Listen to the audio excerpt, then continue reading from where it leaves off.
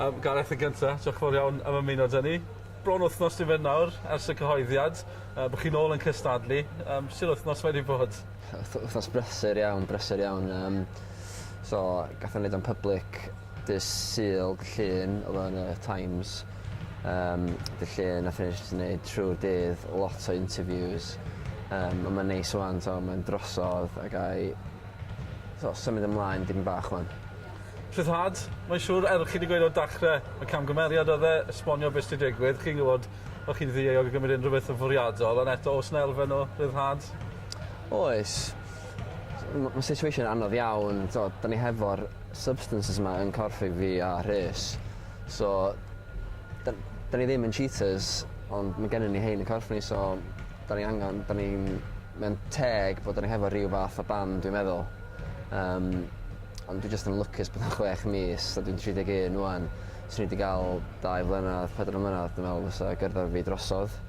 So, rhyw fath dwi'n lwcus, dwi'n cael dod nôl.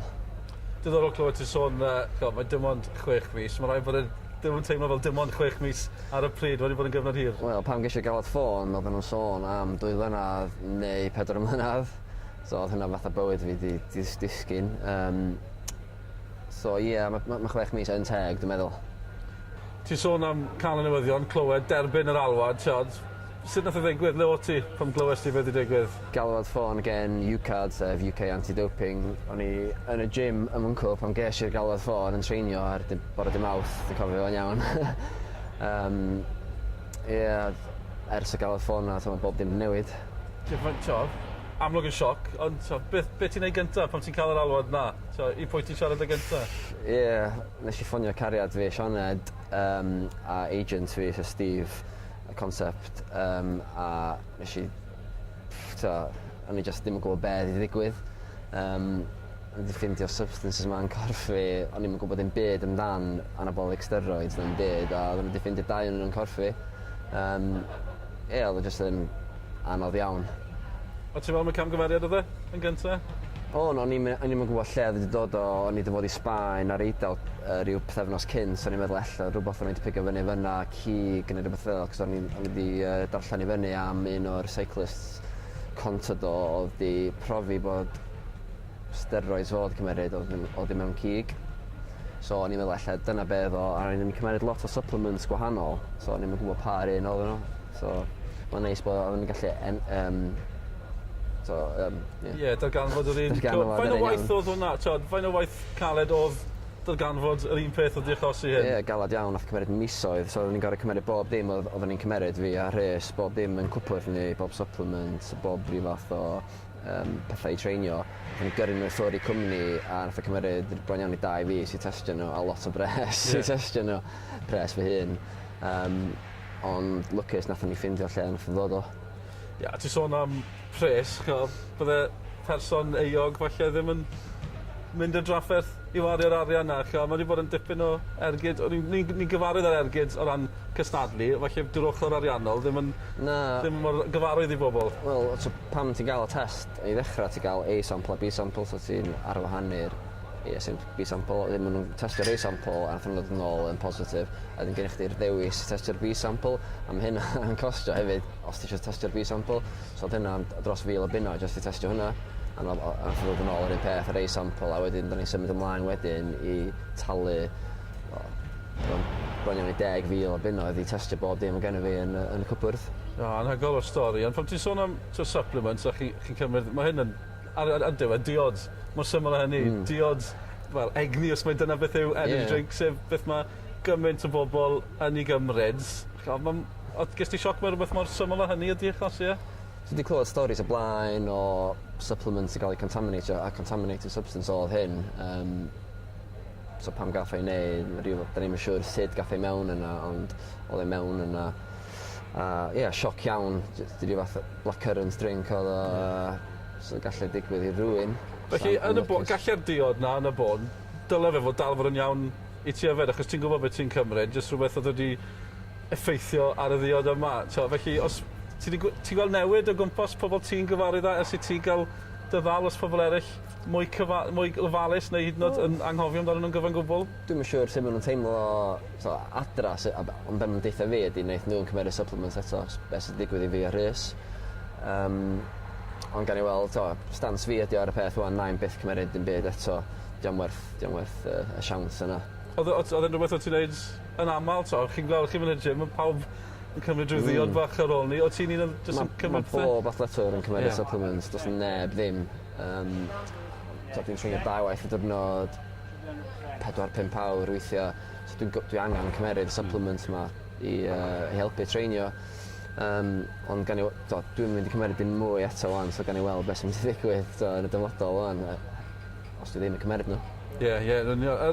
A penderfyniad yn y diwedd yn derbyn bod chi ddim wedi cymryd dim byd yn fwriadol, ond eto nhw'n gweud falle bod chi'n esgeilus, ddim wedi cymryd digon o ofal, bod chi'n derbyn yna? Yr unig peth sy'n ni wedi gallu gwneud ydy cael bob dim a testio fo cyn i fi cymryd o, ond fatha dwi ddeitha chdi, mae'n costio lot o bres, a dwi'n mynd gwneud llawer o bres o athletics anyway, so mae'n kind of, sy'n wertho i fi. Ond nes i wneud bob check o'n i'n meddwl, a bob dim ys i cymeryd o'n i'n meddwl o'n saff i cymeryd. Ie, mae rhaid gweud bod chi wedi bod yn anlwcus. Yw hwnna'n unrhyw gysur o gwbl achos o gofio bod ti wedi colli 6 mis o gystadlu? Y peth mwyaf anodd ydy methu'r gemau gymlanwlad sydd yn Glasgow. O'n i wedi bod yn treinio am hynna ers Llundain yn 2012.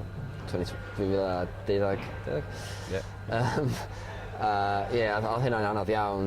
Rhyw fath o home Commonwealth gemau gymlanwlad. So oedd hynna'n anodd. Ie, yn union, beth nes ti'n ystod y gemau os gael ofyn? Fes ti'n gwylio o gwbl? Dwi'n meddwl nes i wylio'r squash ar y lle bach ar weightliftio, ond nes i trio ar y ffwrdd ar athletics. Oedd o'n neis gwastio o'n gwybod o'n i fod yna, o'n anodd iawn. Lle credu, Rhys Williams yn ei chanol i hefyd gyda ti. Nath hwnna helpu mewn ffordd odd bod y ddau o chi'n adrych gilydd? Nath o helpu. Rhys fynd i allan tra oedd o'n yn y training camp yn Portugal, fodd captain y tîm dynion, oedd yn anodd iddo hynna. Ond pan nes i ffeindio allan bod o wedi testio positif hefyd, nath o neud fi teimlo'n well a wedyn o'n i gallu anelu be oedd o wedi cymryd a be ni wedi cymryd. Ti'n poeni o gwbl bod chi'n rhydd nawr i algystadlu, ti'n credu mud sticks fan yn gwneud ag yn Saesneg, a ti'n gweld mae pobl yn jump to conclusions, fi'n trial ffindio'r gair Cymraeg fan enw hynna'n ar enw fi. Ti'n poeni am hwnna o gwbl bydd pobl yn da medru? Na, dim o gwbl. Mae pawb yn sy'n iawn i gael barn hynna'n hynna'n iawn. Dwi'n digon o fo i cymryd be mae pobl eisiau dweud, a dwi'n hapus i concentrate be dwi'n neud, rhedeg ar y trac, a na i just cael ymlaen hynna. Yn ymarferol, oedd ti'n cael yr alwad na yn gweud bod ti'n cael dy wad, beth sy'n digwydd? Yw e newid patrwm dy bywyd i patrwm y fforddi o gwbl? Am dipyn, am ryw fus, o'n i'n gwybod be i wneud. Nes i'n fforddi o gwbl, cariad fi ffwr, just lawr i Ffrainc am dipyn. Ond wedyn nes i ddod nôl i'r trac a nes i ddechrau treinio nôl. Mae'n anodd iawn rhoi 100%. Achos o'n i'n gwybod be oedd fynd i ddigwydd, allan o'n i'n mynd i gael 2 flynedd, 4 flynedd o ban, a wedyn so gyrfa fi drosodd. Ond dwi wedi bod yn treinio a dwi'n hapus o'n nes i, achos gen i fi'r siawns o'n dod nôl. A dyn oed cerdded nôl mewn fan hyn am y tro cynta, ar ôl i'r newyddion dorri yn y lle cynta? Oedd, dwi'n abod lot o pobl yma, dwi'n gweld yn gwmpas bob diwrnod, ond o pawb yn cefnogi y 2 ohonyn ni, o pawb yn gwybod oedd ni heb wneud dim byd yn wrong. So oedd hynna'n neis iawn, gael tîm tu nôl i ni. A cwestiwn ola, ni'n amlwg, be nesa, Gareth? Mae coach fi Darrell yn trio gael fi wneud yr indoors, cos mae'n indoor season rwan yn y geia. Ond dwi'n mynd i wneud dwi eisiau dod allan efo rhyw fath o bang. Fyma dwi Gareth Warburton, a mis Mai, mae'n siŵr na i ddod allan yn y rha wan. Mae'r World Championships yn Beijing, y rha yma, a wedyn gen ni season massive blwyddyn nesaf. Symud ymlaen i Olympics yn Rio.